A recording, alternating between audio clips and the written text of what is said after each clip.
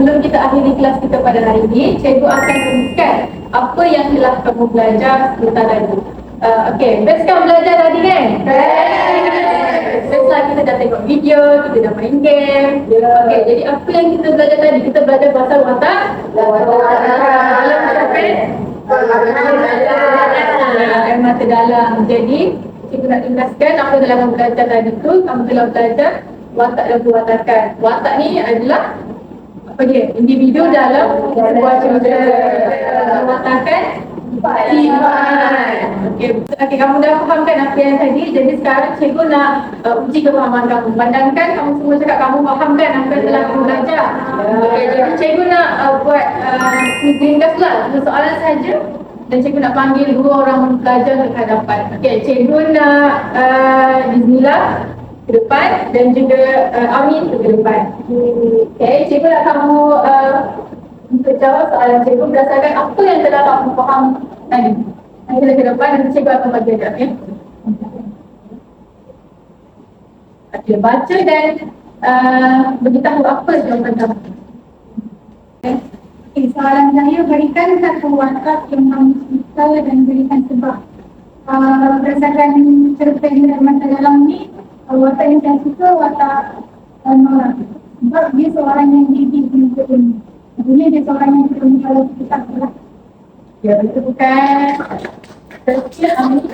Okey, saya bagikan watak-watak yang ada dalam cerpen Air Mata Dalam. Dalam cerpen Air Mata Dalam, terdapat 3 watak. Watak yang pertama, Pak Yasser, Pak Kita dengan Nora. Okey, tidak cuba nak bagi gambaran. Okey, tadi mereka dah jawab soalan kan. Sekarang cikgu nak sorong pula untuk berikan rumusan tentang rumusan dan refleksi apa yang kita dah belajar pada hari ini. Okey, siapa nak? Saya. Kami ambil di depan kami. Saya nak, cikgu nak Ami untuk bagilah refleksi rumusan hari ini belajar apa. Okey, hari ini kita belajar cerpen Air Mata Dalam. Cerpen Air Mata Dalam ni dikisahkan tentang Pak Yasser. Dia dah lawan bilik, dia makankan dari semua yang bilik walaupun dalam segala zaman. Lepas tu dalam cerpen Air Mata Dalam, kita ada 2 watak. Kita Pak Yasser, kita ada Nora, kita ada Pak Izzah. Dan hari ini juga kita belajar tentang watak-watak dalam. Maksudnya watak tu individu dalam sebuah cerita. Dalam watak dan pula sifat individu tersebut lah. Bila cikgu dia beritahu. Okay, terima kasih Amin. Ada kajian juga untuk Amin. Okey, terima kasih.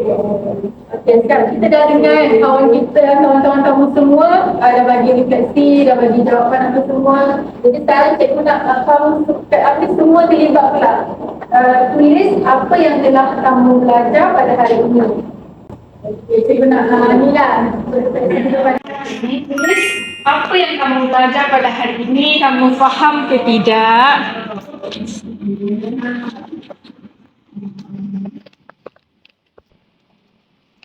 Kamu tulis ringkas-ringkas saja, lepas tu nanti dah siap boleh tampal lah.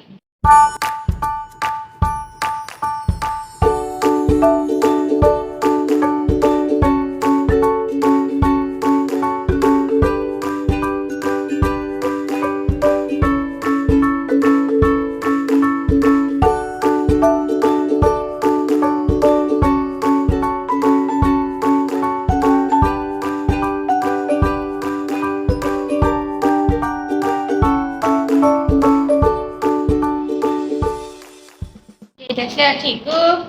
Okey, dah siap. Okay, jadi sebelum kelas kita berserai pada hari ini, cikgu akan bagi lembaran kerja lah. Kerja rumah untuk kamu siapkan sebab kita akan bincang kerja rumah ni pada minggu hadapan. Jadi minggu hadapan juga kita akan belajar tentang cerpen Air Mata Dalam juga. Cuma kita akan belajar, cuba tekan kita nak belajar pasal apa minggu hadapan?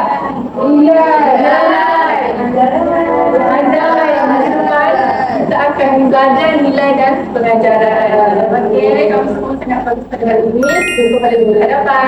Terima kasih.